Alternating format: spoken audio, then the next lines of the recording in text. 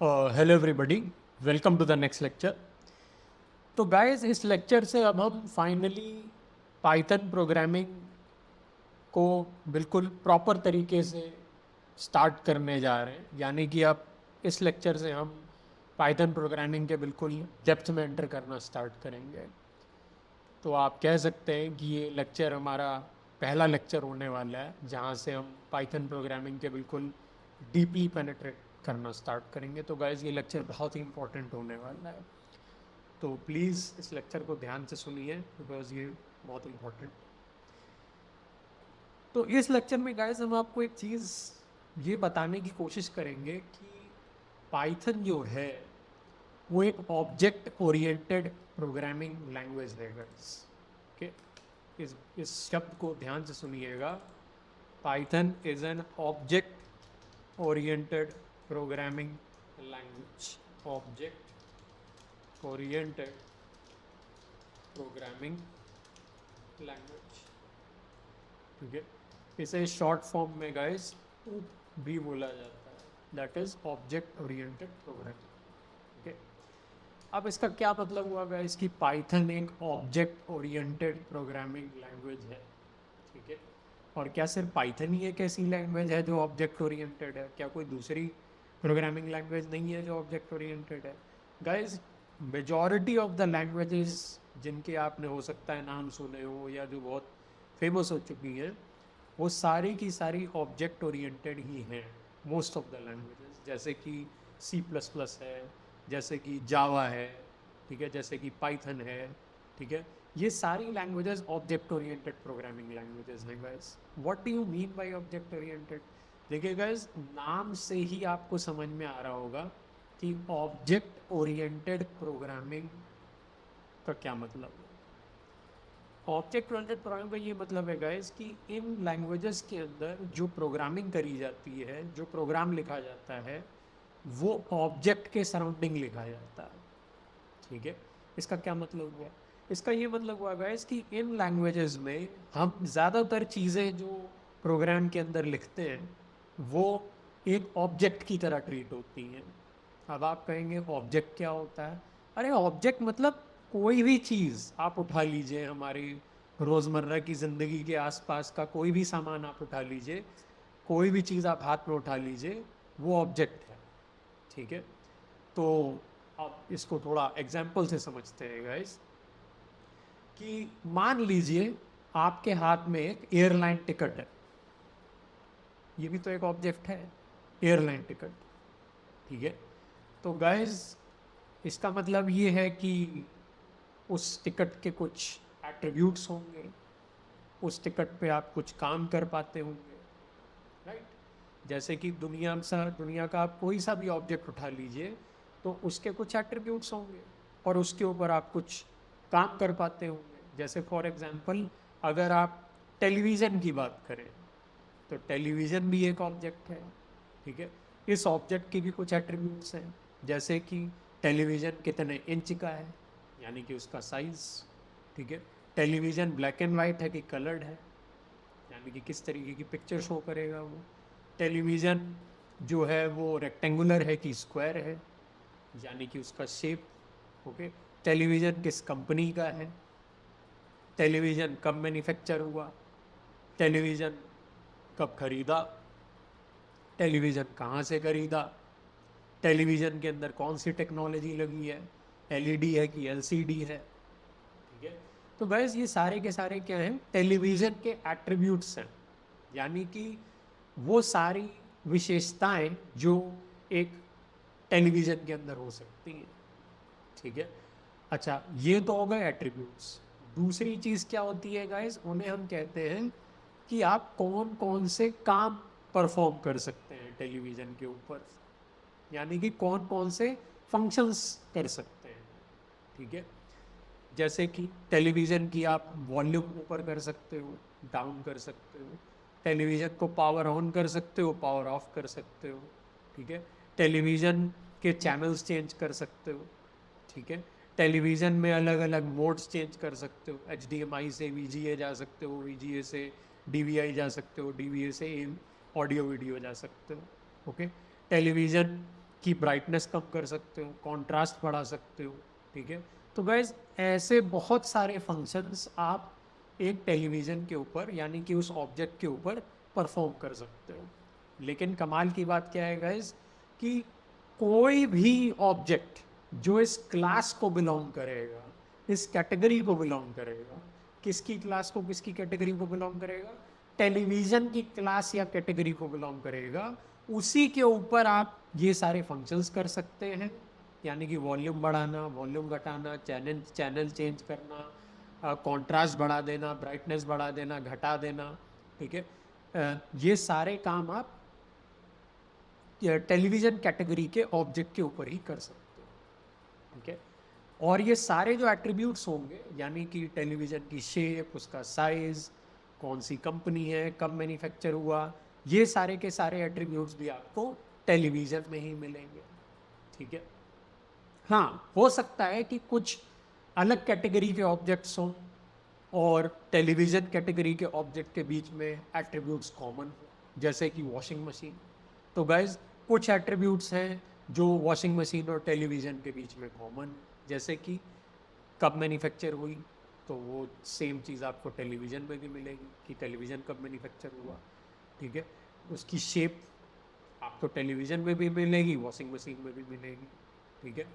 उसका colour television में भी मिलेगा, वॉशिंग मशीन में भी मिलेगा। लेकिन गाइस अगर आप सेट ऑफ फंक्शंस देखेंगे जो हम टेलीविज़न पे परफॉर्म कर सकते हैं, वो सेम सेट ऑफ फंक्शंस आप वॉशिंग मशीन पे परफॉर्म नहीं कर सकते। वॉशिंग मशीन के अंदर volume up volume down down नाम की कोई चीज़ ही नहीं होती है। वॉशिंग मशीन के अंदर कोई रिमोट नहीं होता है। टेलीविज़न का अपना एक रिमोट होता है, वॉशिंग मशीन का रिमोट नहीं होता है। वॉशिंग मशीन में वॉल्यूम अप वॉल्यूम डाउन नहीं होता है। टेलीविज़न में फ्रंट लोड वॉशिंग मशीन है कि टॉप लोड वॉशिंग मशीन है, ये नहीं होता है कि आप टेलीविज़न के अंदर कपड़े सामने से डालेंगे कि ऊपर से डालेंगे, वो वॉशिंग मशीन में होता है। तो इसका मतलब गाइस हो सकता है कि अलग अलग कैटेगरीज के ऑब्जेक्ट्स के बीच में जो एट्रीब्यूट्स हो वो फिर भी हो सकता है कि कॉमन हो, ठीक है। लेकिन उनके ऊपर परफॉर्म किए जाने वाले फंक्शंस हो सकता है उसमें से कुछ वो भी कॉमन हो। लेकिन गाइस ऐसा कभी भी नहीं होगा कि दो अलग अलग क्लास, अलग अलग कैटेगरीज के ऑब्जेक्ट्स के जो एट्रीब्यूट्स होंगे और जो उन पे परफॉर्म किए जाने वाले फंक्शंस होंगे वो बिल्कुल सेम होंगे। ऐसा तो नहीं हो सकता, राइट। तो ये एक बहुत इम्पॉर्टेंट कॉन्सेप्ट है किसी भी ऑब्जेक्ट ओरिएंटेड प्रोग्रामिंग का गाइज। कोई भी ऐसी प्रोग्रामिंग लैंग्वेज जिसमें ऑब्जेक्ट्स के सराउंडिंग प्रोग्रामिंग करी जाती है, उसमें हर ऑब्जेक्ट को एक स्पेसिफिक कैटेगरी का माना जाता है और उस कैटेगरी के ऑब्जेक्ट के ऊपर कुछ फिक्स एट्रीब्यूट्स होंगे, यानी कि उसकी कुछ विशेषताएं होंगी, कुछ ऐसी चीज़ें होंगी जो उस ऑब्जेक्ट के बारे में हमें बताएंगी, ठीक है, कि उस ऑब्जेक्ट के क्या क्या कैरेक्टरिस्टिक्स हैं, ठीक है। और उस ऑब्जेक्ट के ऊपर एक फिक्स सेट ऑफ फंक्शंस होंगे जो आप परफॉर्म कर सकते हो, कुछ फिक्स सेट ऑफ काम होंगे जो उस कैटेगरी के ऑब्जेक्ट के ऊपर आप परफॉर्म कर सकते हो। ये बहुत इंपॉर्टेंट कॉन्सेप्ट है। तो अब अगर हम बात करें अपने एयरलाइन टिकट के एग्जाम्पल की, राइट, अगर हम एयरलाइन टिकट के एग्जाम्पल की बात करें तो अब सवाल ये उठता है कि क्या हम कोई ऐसा ऑब्जेक्ट इस कैटेगरी का बना सकते हैं जो एयरलाइन टिकट की कैटेगरी को बिलोंग कर रहा हो, और ये भी क्या मेक श्योर कर सकते हैं कि उस कैटेगरी के ऑब्जेक्ट के अपने कुछ एट्रीब्यूट्स हों और अपने कुछ काम हो, कुछ फंक्शंस हो जो उस कैटेगरी के ऑब्जेक्ट के ऊपर परफॉर्म कर पाए। और गाइज इसका आंसर है हाँ, बिल्कुल हम ऐसा कर सकते हैं गाइज। इनफैक्ट अभी मैं आपको एक कोड दिखाने वाला हूँ जिसकी मदद से आप 100% एक ऐसा ऑब्जेक्ट बना सकते हो किसी भी कैटेगरी का जिसके कुछ एट्रीब्यूट्स होंगे और जिसके ऊपर आप कुछ फंक्शंस परफॉर्म कर सकते हो।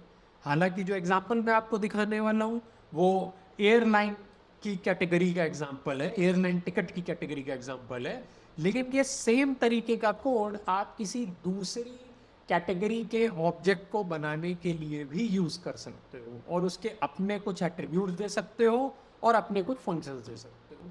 हालांकि जो कोड मैं आपको दिखाने वाला हूँ गाइस वो अभी हमारी प्रोग्रामिंग के स्कोप से बहुत आगे की चीज़ है, लेकिन सिर्फ मैं आपको यहाँ दिखाना चाह रहा हूँ कि इस तरीके का काम यहाँ पे किया जा सकता है, ठीक है। Okay, so let's see guys, देखते हैं कि वो कोड कैसा दिखेगा। तो गाइस वो कोड कुछ ऐसा नजर आएगा, ठीक है।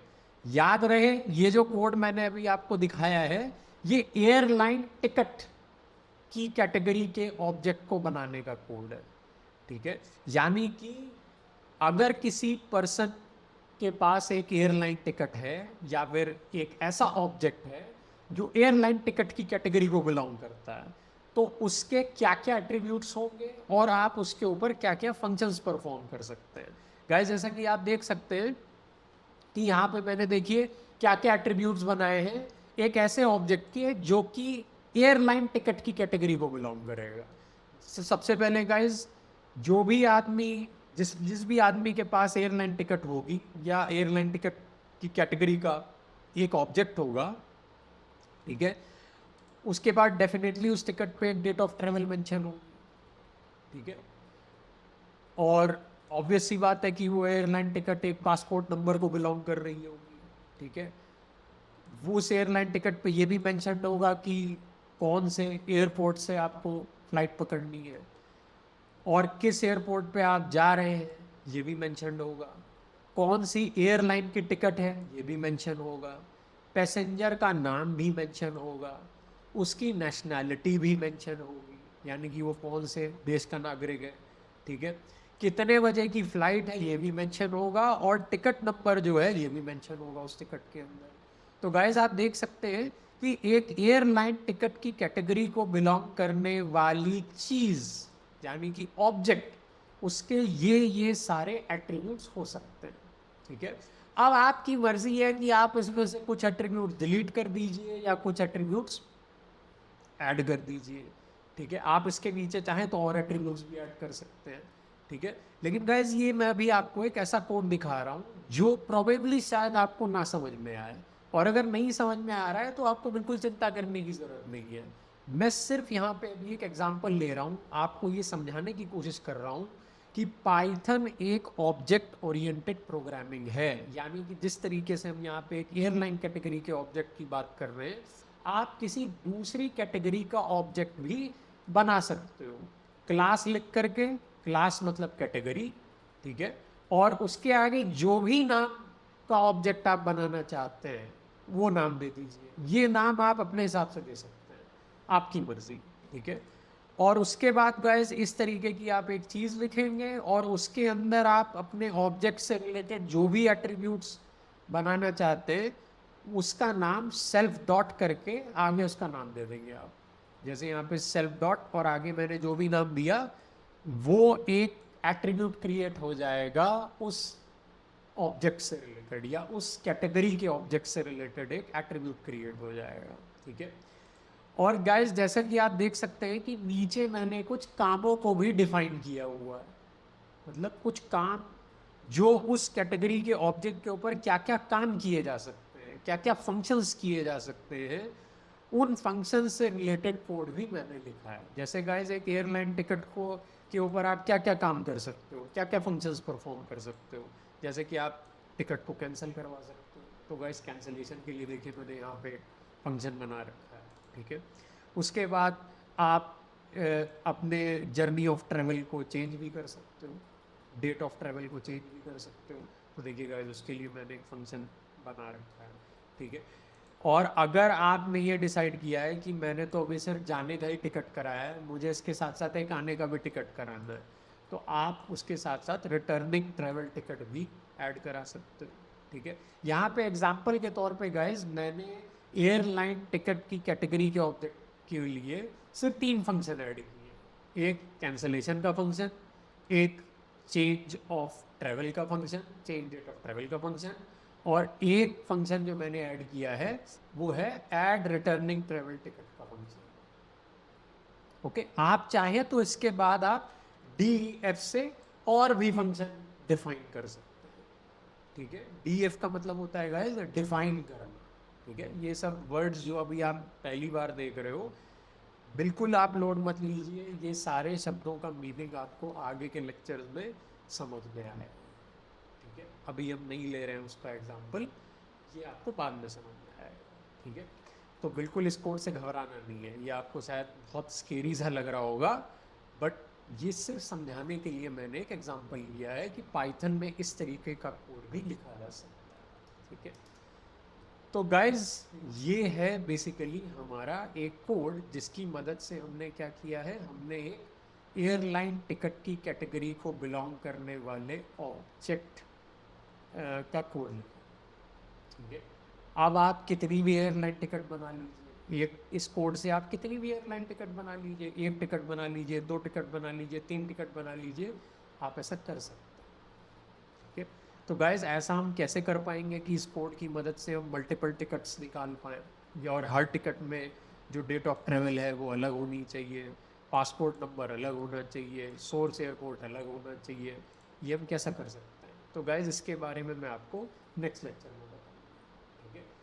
तो that's it for this lecture guys, thank you.